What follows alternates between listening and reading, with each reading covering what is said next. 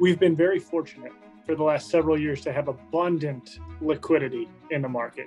Many buyers, abundant sellers, capital, both equity and debt, free flowing. With that limited availability of capital turns to the critical importance of operating real estate. If you cannot get bailed out by the capital markets, it's important to be able to operate the real estate, whatever asset type that is. The key component of the return is leverage. If there's less leverage available or the cost of that leverage is more, your returns, all else equal, would be less. When those things happen, price generally declines to offset that return elsewhere. From an equity investment standpoint, we're really focused on sponsorship, ability to perform. In the event there is not a maturity event, but perhaps you're on a floating rate loan, the interest rate has increased on you, maybe you're taking less distributions, but so long as the property can perform, you tend to be able to weather those storms. Good day, everyone. This is Dr. David Phelps of the Freedom Founders Mastermind Community and the Dentist Freedom Blueprint Podcast. Today, going to have a really enjoyable and I think a really unique opportunity to have a conversation with a gentleman that I've had the privilege of knowing for, the last number of years. We participate in a mutual mastermind group of high caliber real estate investors. And the introspection into the marketplace that Mr. Chris Litzler, that's who I'm going to have today, is my guest, will bring to us, I think will be very intriguing for all of us to hear, because we know the markets have been very volatile, continue to be volatile as we speak today. A little bit of background on Chris Litzler. Chris is the first vice president of the capital markets for Marcus & Millichap Capital Corporation. Prior to joining Marcus & Millichap, Chris spent 3 years at Pinnacle Financial Group. Formed in 1990, Pinnacle Financial Group grew into one of the largest independently owned mortgage banking companies in the Midwest before being strategically acquired by Marcus & Millichap in 2018. During his 7 years in the mortgage banking business, Chris has arranged over $1 billion in financing across the country. His historical production includes numerous loans closed in the 5 major asset types, that being multifamily, retail, office, industrial, and hotels, and other non-traditional asset classes like luxury condominiums, mixed-use self-storage, mobile home parks, and other special purpose assets. Chris has successfully arranged over 200 capital placements with over 50 lenders, including banks, credit unions, CTL. You got to help me with that one. Credit tenant lease. I knew it, right? I just couldn't place it. Let's see. CMBS is commercial mortgage-backed securities. I should have looked this stuff up, Chris. I sort of knew it, but then also debt funds, Fannie Mae, Freddie Mac, small business loans, conventional life insurance companies, and pension funds. I need a whole dictionary to run through that whole resume. In 2019, Chris was recognized as the Cleveland office breakout agent and Marcus & Millichap top first-year achiever in financing, with total 2019 production ranked in the top 10 of Marcus & Millichap nationally. Chris received his BA in finance economics from Ohio Wesleyan University, where he graduated summa cum laude. I don't know if I'm going to be able to keep up with you today, sir, but I'm going to do my best. First of all, thanks for being here. I'm so thrilled to be here, David. We've participated in many deals together, although probably indirectly. So it's terrific to be with you and your audience. Well, you're right. You're right. And I think one of the things that a lot of people don't understand in terms of just investing in general, whatever that might be, is it is a team approach. There's so many specialty niches that have to bring any kind of an investment platform together.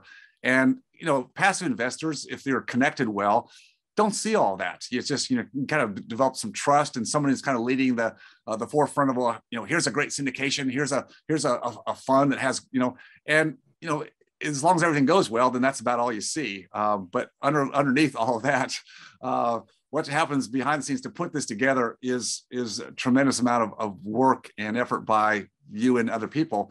So let's talk about, specifically your background in financing and what you do at Marcus & Millichap specifically. Give our audience a little bit more of a take behind the curtains in terms of your world. Perfect. So the simplest way to think about me is I help guys arrange financing for all different types of real estate deals. So if you want to buy an office building, an industrial facility, you own an apartment and want to refinance it, any type of commercial real estate, we have access to the most competitive institutional capital to finance those deals.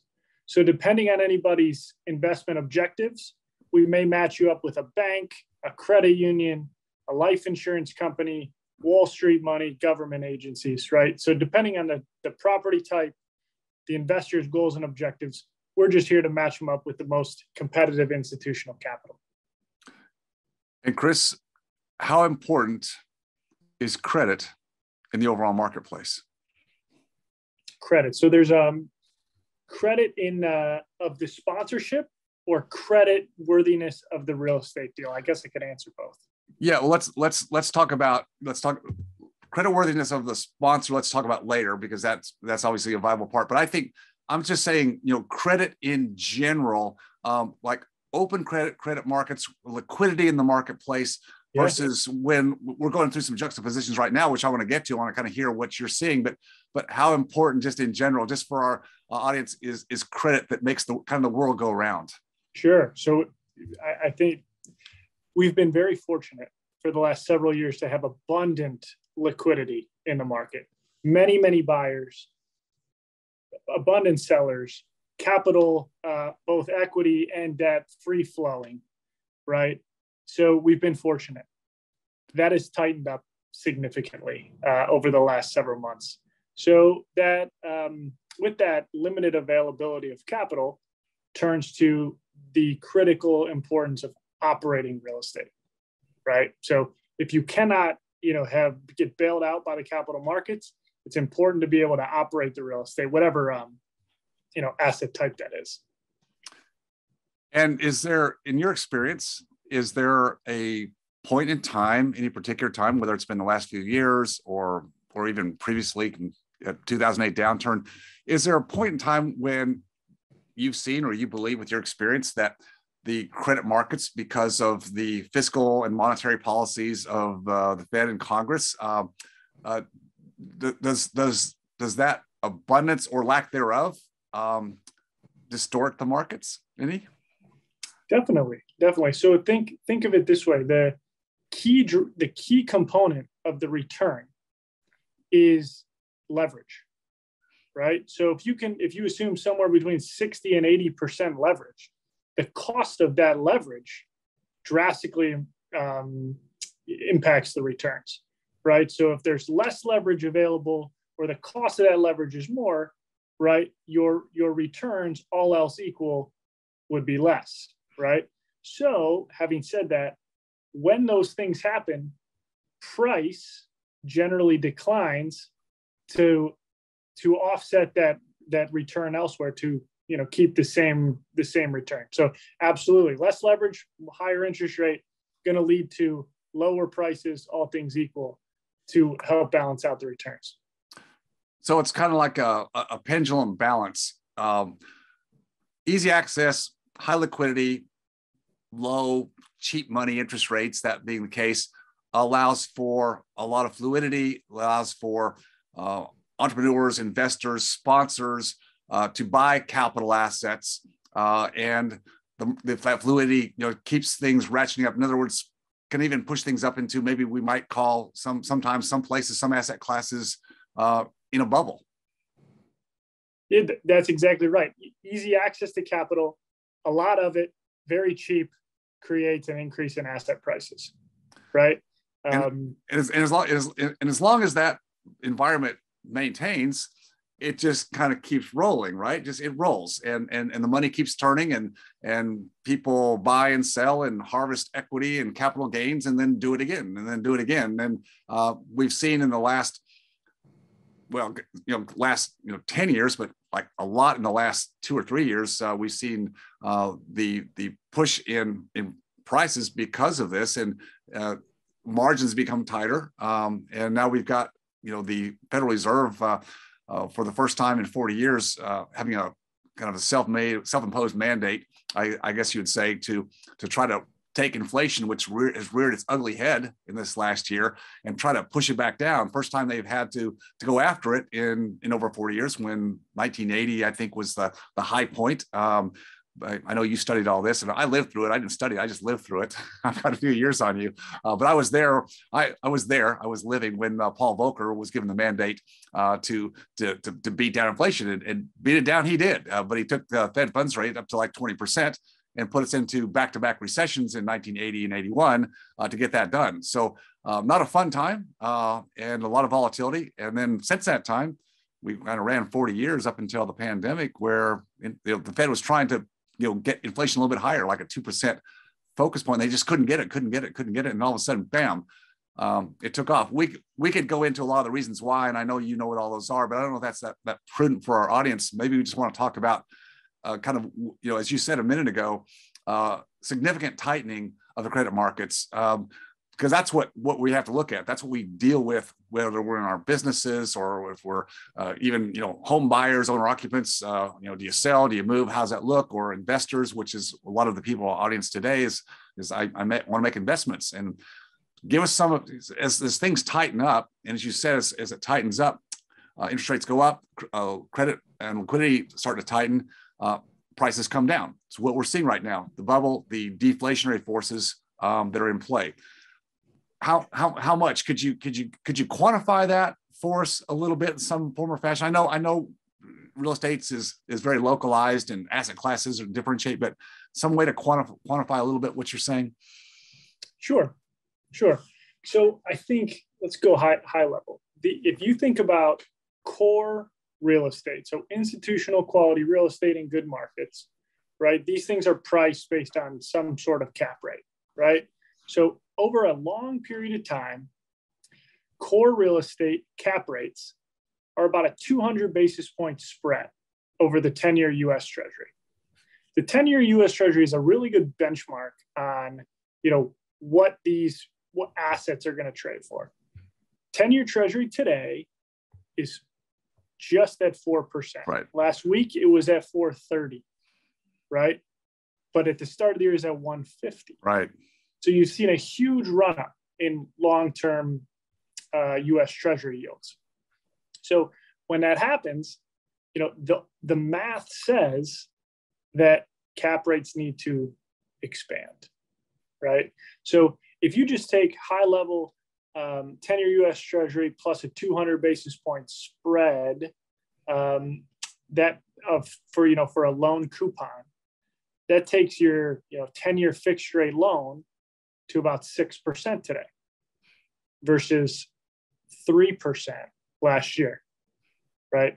So that's the magnitude of the move in terms of like long-term institutional borrowing rates, right, for real estate deals. The other component is, well, what's going on with the equity?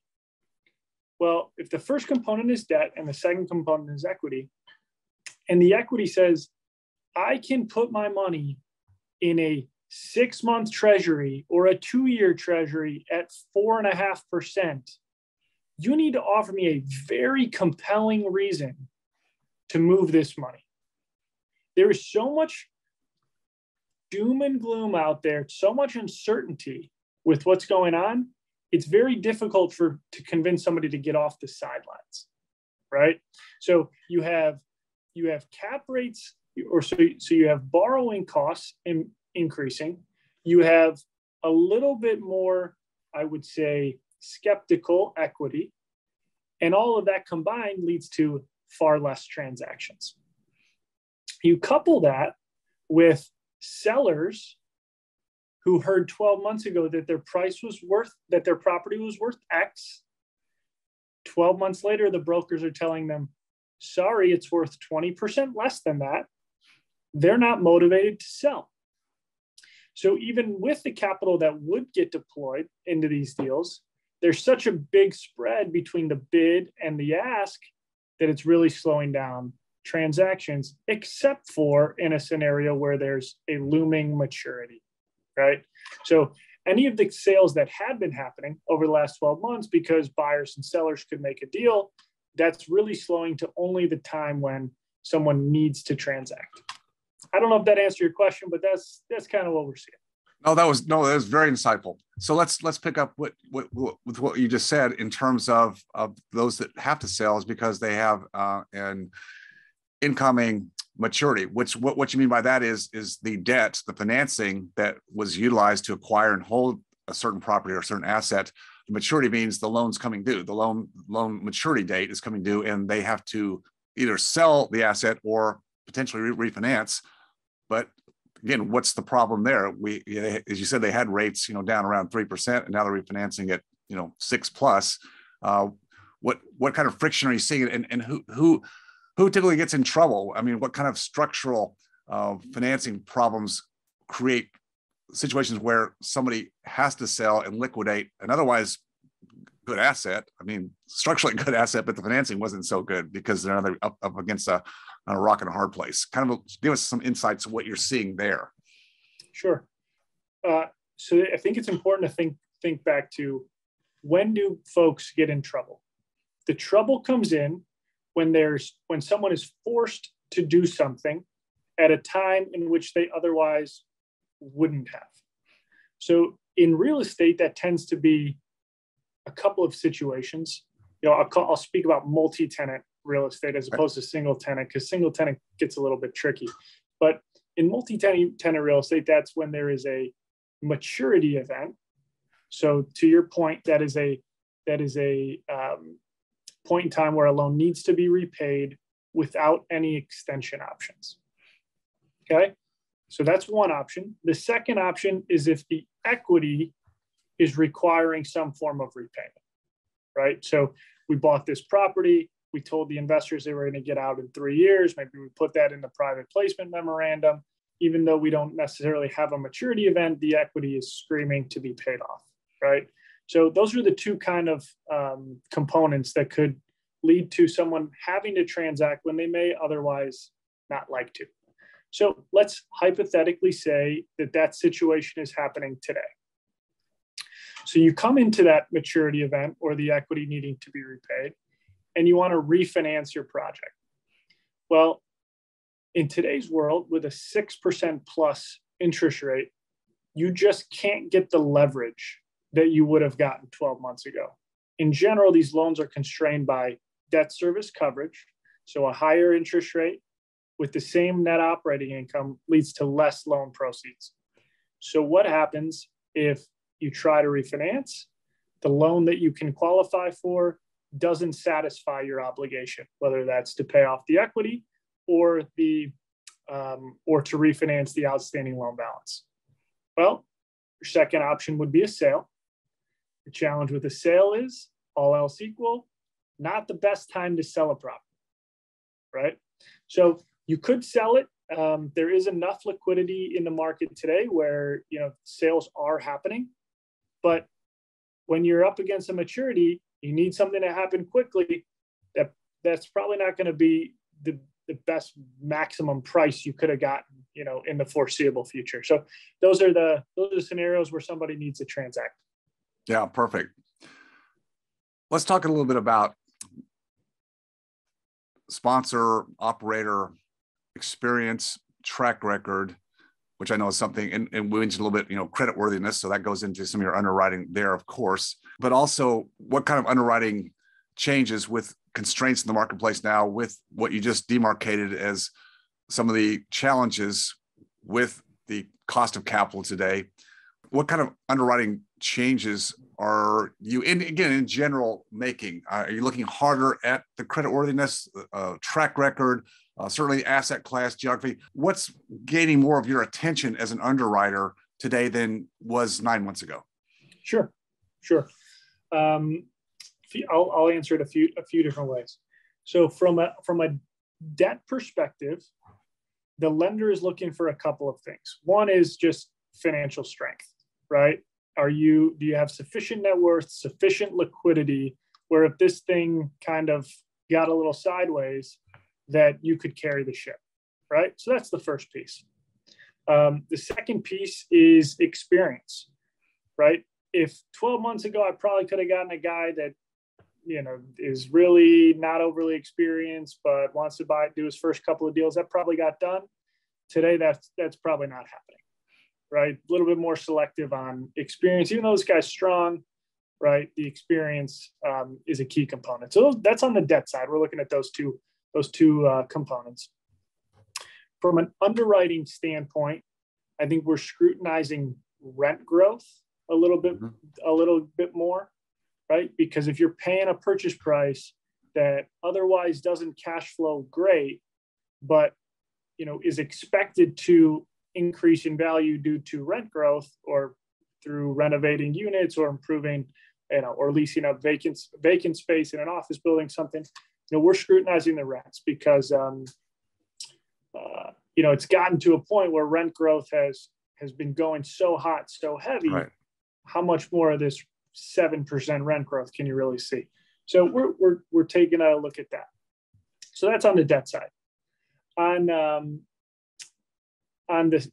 an equity investment standpoint, we're really focused on sponsorship ability to perform, because in the event there is not a maturity event, but perhaps you're on a floating rate loan, which is increased, the interest rate has increased on you over the term since you bought it.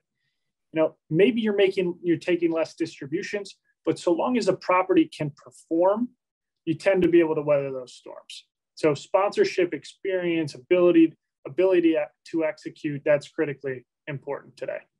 Another piece for you is, look, if you can purchase a property with a fixed rate or an interest rate cap or a swap, obviously in a world where we don't really know how high this Fed funds rate could go, all else equal, you'd prefer a fixed rate. On one more piece for you, that's on the exit, right? So you invest money and you expect to be returned that money at some point, right? The typical syndication model over the last several years has been invest this money. 3 years from now, we're going to refinance it. We're going to get our entire basis out, and then we're going to share in lifetime cash flow with our capital returned. Well, if interest rates stay where they are today, almost no deal would be able to execute like that, right? Because at a 6% rate, you're even at like a 6% cap rate, you're capped out at about 60% leverage. So to create that much value, that much improvement in cash flow, that's very rare, especially at the prices that are still being commanded in the market. So I wouldn't expect, if you believe that interest rates will stay at this level, I'd be very skeptical about a investment strategy where you think you could refinance all the basis out. So that being the case, with the shorter timeframes that have certainly worked in years prior, but to your point, the stagnation of growth in rents and the inability to exit in 3 years, it would not be prudent for a sponsor operator to acquire property today with a variable rate or one that had a rate cap for even just a couple of years, because that means it puts them at that 3-year mark or even 4-year mark where they have a maturity that's going to force them to have to do something. And again, to your point, they don't know where the rates are. I mean, I'm just guessing, but that probably would not be a loan that you would underwrite or even recommend to somebody, even if they say, well, go find me, Chris, can you give me something with a variable rate that's going to be lower than 6, because I'll jump on that and I can make this thing happen. I mean, you're going to be scrutinizing that all day long, and probably in most cases, unless you see something that is unique, sorry, it's not going to happen. Well, there's 2 scenarios where that could happen. The first is more equity. Okay. Right. So if you think the last couple of years we're doing 80% of purchase price, 100% of the capex on these high octane bridge loans, right? Well, that same type of loan today, at the same price that we're seeing, right, unless there was a substantial discount, would just require more equity, right? So instead of 80% of purchase price, it's probably 65% of purchase price. So they're really just, if you want to take that risk because you think that your business plan makes more sense that way, well, that's equity risk. That's not debt risk. You just reduce the loan amount. The second reason someone might do that is if they believe that interest rates will go down. Really, the only reason you'd be buying a deal today at today's prices, right? I'm not assuming you're getting some 25% discount, but at today's prices would because you believe that sometime over the next 5 years, you'll be able to refinance this project at probably significantly lower rates. And significantly on a percentage change, is that 20%, 25%? I mean, just again, nominal numbers here, but what would you say? I mean, if the rate today is 6 and you think you could refinance it at a 5, at 5% several years from now, you will have become very wealthy. Okay. Right. There is a school of thought that says, well, interest rates at this level aren't sustainable. If I can take my 10, 15, 20% price discount from what I could have bought it at last year, right. Yes, I need to absorb a higher interest rate for the foreseeable future. But if it comes down and prices go back to where they were, right, now I've hit a home run. So yes. there is a school of thought there. Yeah. Okay. That's good. That makes sense. All right. Last question for today. And that would be, we know that there's been a lot of strong operators in all asset classes. Kind of speaking of many great people that we both know, no one in particular, that started with single family and built up portfolios and then managed those well, and all has gone well. And oftentimes those operators decide they want more scalability and will go to multi-tenant, multi-family complexes or self-storage facilities, et cetera. That's kind of the move up in many cases. Without experience in the multi-tenant sector, even though somebody has done well with a single family in the environment of the past, caveats there, is it, in your experience, just enough of a different animal that probably without leadership that's gone through a cycle or gone through into multi-tenant, would that be something you would probably say, not so sure, love you on the single family side, but I'm not sure if you're ready to do that? Or what other criteria would you put in place in assessing an operator's ability to perform? Sure. So 2 pieces. One is if I'm writing a check on the equity side, I'm extremely sponsor specific. So for me personally, that's probably not my deal.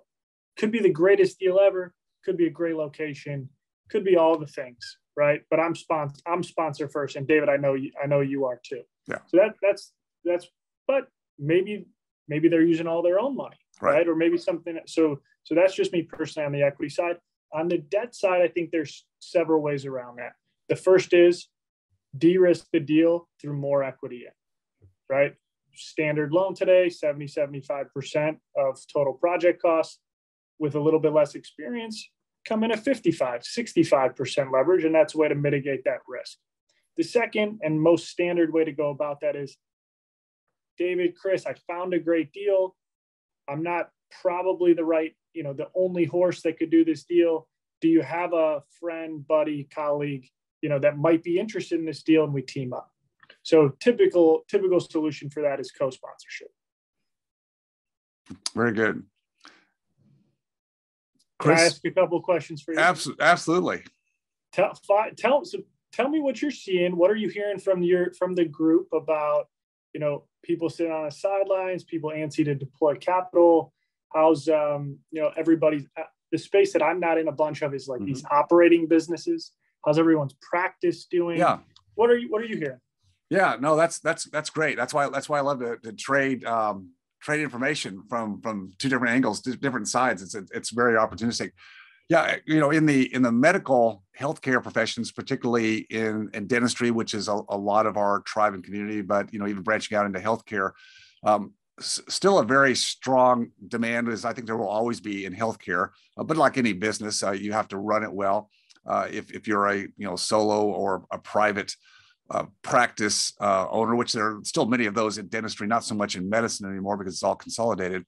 But the demand is high. Now, having a lot of the same issues that a lot of companies and businesses are having, particularly mid-market and smaller businesses, is staffing. employee, the turnover, and people are wanting more flexibility because they got it during the pandemic, right? And now they got the ability to negotiate for better benefits in their eyes and terms. And so small business, it's been tough to deal with that, which increases the lack of consistency in experience and systems and efficiency, plus the overall price hikes that we've seen because of inflation, supply chain issues, overhead overall is up. So profit margins are tighter, even though demand is still strong. So there's the good and the bad on both sides there. But overall, our folks will navigate that. In terms of their investor appetite, I would say that yes, there's more of a tendency right now on the equity side, which is obviously where everybody has wanted to play in the last number of years, because that's where all the fun was, right? Get the big ride on the equity, the great returns, the IRRs, which were double digit and above. But now, just to your point, scrutinizing that a lot more and saying, well, the growth probably isn't going to be there, not to the same extent. So what am I looking for really right now? Do I still play the game of growth, or with how much of my capital allocation do I do that? Well, maybe I need some of that. With the right operator, the right deal under my underwriting criteria. Okay, I'll do some growth there. But for me, I like to be a little bit more on the front end of the capital stack, and really where you live on the debt side. I'll still make loans, or I'll put money into a fund or a syndication that I know the operator is making what I consider prudent loans, really under some of the same underwriting criteria that you laid out. What's the debt equity? What's the debt service coverage? What's the prognostication of this particular asset through its term to exit? What's that look like? So I think that's really what we're seeing. I also tell my people, Chris, and you can tell me if you think this is good advice or fair advice, but I think during the history of market cycles, which we know we always have them, we've been measuring those going back to the 1800s, that there's market cycles.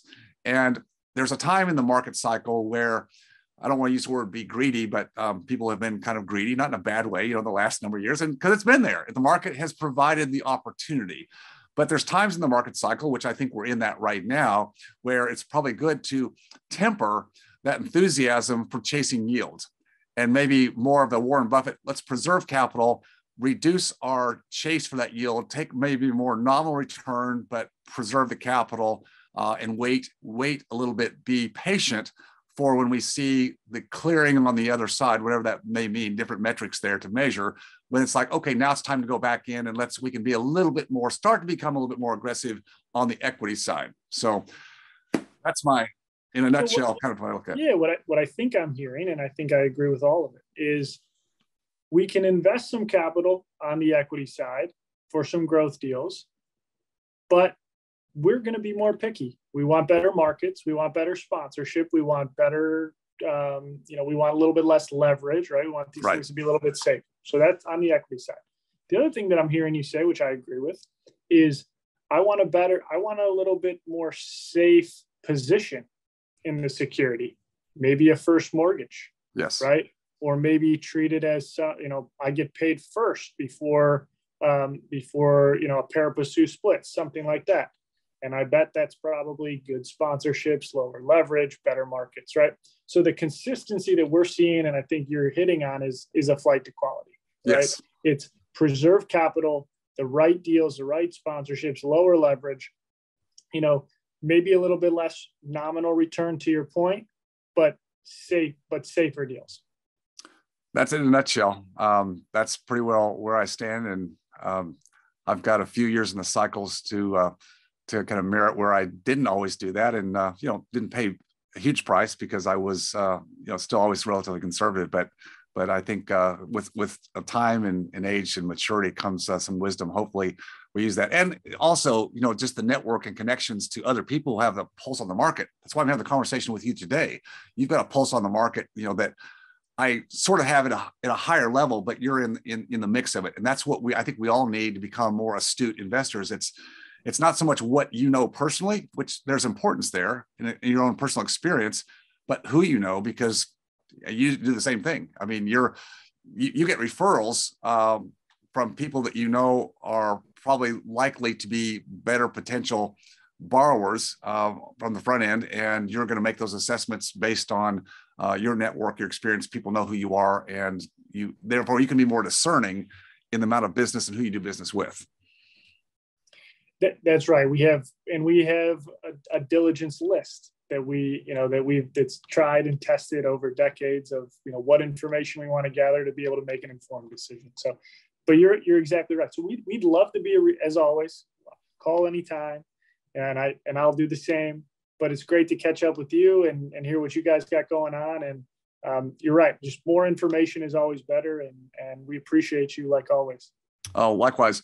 Well, listen, for our audience, and there's probably different people listening today. There's people that are like I am today, more of a passive investor, but with Marcus and Millichap, you put out a lot of information for the public.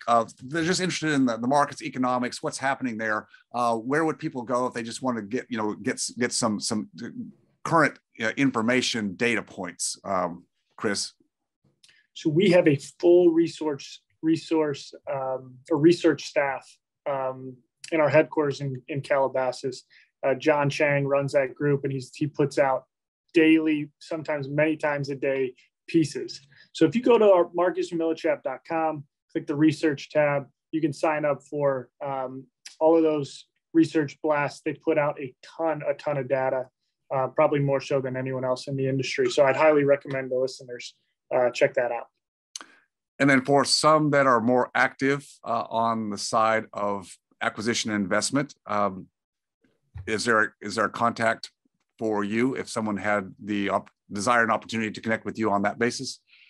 Yeah, definitely. You can throw my email up on the link or what have you. Email's the best, but it's just clitzler@marcusmillichap.com. We're super responsive. We'd love to help any of your listeners on the debt or equity side.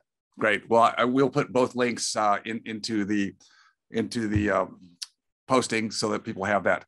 Chris, really, it's a real pleasure. I enjoy this. We'll do it again because I know we'll need to update where we are in a relatively short time as the markets are constantly changing. Not necessarily for the bad, but those who are well positioned and have the data and have the access points, there's always opportunities, right? That's exactly right. Yeah, we'll have to do this again. Anything that's as soon as tomorrow. Don't hold me to anything that I said. Okay. All right. Sounds good. Chris, thanks so much. Have a great day. Back at you. If you enjoyed watching or learning from this video, please leave a like and subscribe to my channel for more content. If you have a question about any of my content or this specific video, just please leave a comment down below. And as always, stay focused on your freedom. I'll see you next time.